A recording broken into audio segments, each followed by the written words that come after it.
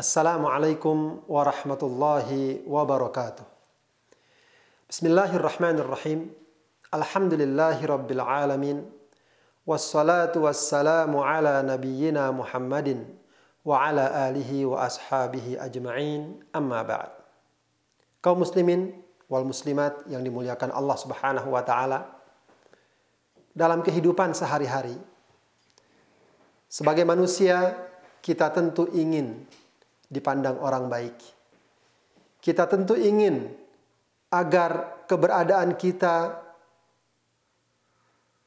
ditanggapi dengan tanggapan yang positif. Maka secara fisik, secara materi kita akan berhias, kita akan merapihkan diri kita cari pakaian yang paling layak, kita rapihkan rambut kita pakai perhiasan. Agar apa? Agar penampilan kita menarik, agar orang lain juga menganggap kita dengan anggapan yang baik. Akan tapi, kaum muslimin yang dimuliakan Allah Subhanahu wa taala, walau bagaimanapun itu semua baru sebatas perhiasan secara fisik, perhiasan secara materi. Padahal sesungguhnya ada perhiasan yang lebih hakiki.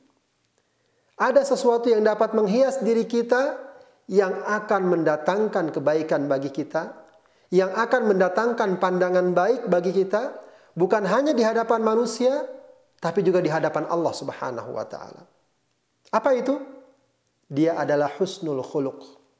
Dia adalah akhlak yang mulia, akhlak yang terpuji, yang menghiasi perbuatan kita, tindak tanduk kita, tingkah laku kita, perbuatan dan percakapan kita. Manakala kehidupan kita sehari-hari kita hiasi dengan akhlak yang mulia, insya Allah kita akan mendapatkan kemuliaan. Kita akan mendapatkan derajat yang tinggi, bukan hanya di hadapan manusia, tapi juga di hadapan Allah Subhanahu wa taala. Rasulullah sallallahu alaihi wasallam, di antara kemuliaan yang dia miliki dan kemuliaan yang paling besar yang beliau miliki, yang Allah Subhanahu wa taala puji, adalah karena akhlaknya. Wa innaka la'ala khuluqin 'adzim. Kata Allah Subhanahu wa taala, sesungguhnya engkau wahai Rasulullah adalah orang yang memiliki akhlak yang mulia. Nah, kaum muslimin yang dimuliakan Allah Subhanahu wa taala, karenanya sembari kita meneladani Rasulullah sallallahu alaihi wasallam, hendaknya akhlak mulia, perilaku yang terpuji dalam kehidupan sehari-hari selalu kita sertakan dalam kehidupan kita. Baik ketika kita di rumah atau di luar, ketika kita bersama orang tua kita, bersama saudara kita, bersama teman sepergaulan kita, maka hendaklah selalu kita sertakan akhlak terpuji tersebut. Husnul khuluq atau al-akhlak al-karimah, akhlak yang mulia, yang insya Allah akan mendatangkan pandangan baik, akan mendatangkan simpati, akan mendatangkan sikap dan perilaku yang baik dari manusia, dan tentu saja yang lebih utama dari Allah Subhanahu wa taala. Karenanya Islam sebagai agama yang fitrah sangat mementingkan dan memperhatikan agar umatnya memiliki akhlak yang mulia. Rasulullah sallallahu alaihi wasallam sering kali mengingatkan kita tentang kemuliaan akhlak ini, agar jangan sampai kita abaikan, agar jangan dengan alasan apapun kita mudah merusak akhlak kita, kita mudah mengganggu dan menggugurkan akhlak kita dalam kehidupan sehari-hari.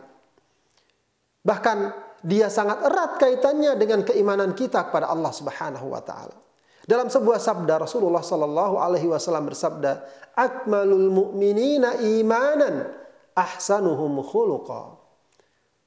Orang mukmin yang paling sempurna imannya adalah mereka yang paling baik akhlaknya.